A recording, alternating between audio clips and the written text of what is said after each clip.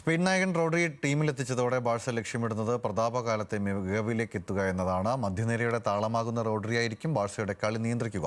ലോകത്തിലെ ഏറ്റവും ശക്തമായ മധ്യനിര കൂടിയാണ് ബാഴ്സയിൽ ഒരുമിക്കുന്നത്.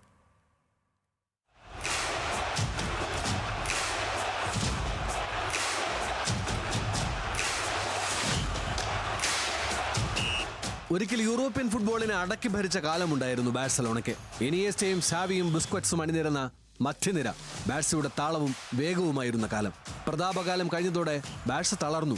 ബാഴ്സയുടെ കളി ചലിപ്പിക്കാൻ ക്രിയേറ്റീവ് മിഡ്ഫീൽഡർമാർ ഇല്ലാതെയായി. പ്രതിസന്ധി മറികടന്ന ബാഴ്സ മുന്നേറിയപ്പോൾ ടീമിലേക്ക് ഡിയോങ്ങും പെഡ്രിയും ഒൽമോയും എല്ലാം എത്തി. അപ്പോഴും മധ്യനിരയെ ആകെ നിയന്ത്രിച്ചിരുന്ന സെർജിയോ ബുസ്ക്വറ്റ്സിന്റെ റോൾ ഒഴിഞ്ഞുകിടന്നു. അവിടേക്കാണ് റോഡ്രിയുടെ വരവ്.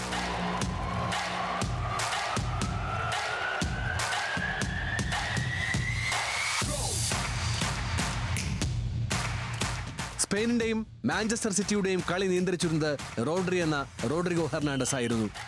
റോഡ്രി നൽകുന്ന പന്തുകളാണ് ടീമിന്റെ മുന്നേറ്റത്തിലുള്ള ആദ്യപടി. ഗോളോ അസിസ്റ്റോ നേടിയില്ലെങ്കിൽ പോലും റോഡ്രിയുടെ സാന്നിധ്യം നിർണായകമാകും. ലോകകപ്പിൽ സ്പെയിൻ കിരീടം നേടുമ്പോൾ ഒരു ഗോൾ പങ്കാളിത്തം പോലും റോഡ്രിക്കുണ്ടായിരുന്നില്ല. എന്നിട്ടും മികച്ച താരത്തിനുള്ള ഗോൾഡൻ ബോൾ താരത്തെ തേടിയെത്തി.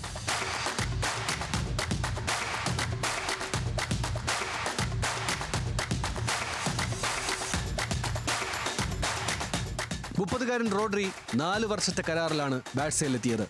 65 മില്യൺ യൂറോയാണ് കരാർ തുക. കഴിഞ്ഞ കാലങ്ങളിൽ ദീർഘകാലം പരിക്കേറ്റ് ടീമിന് പുറത്തായതോടെയാണ് താരത്തെ കൈമാറാൻ സിറ്റി തയ്യാറായത്. എന്നാൽ കളി മികവ് നഷ്ടപ്പെട്ടിട്ടില്ല എന്ന് ലോകകപ്പിലെ പ്രകടനം സാക്ഷ്യപ്പെടുത്തുന്നു.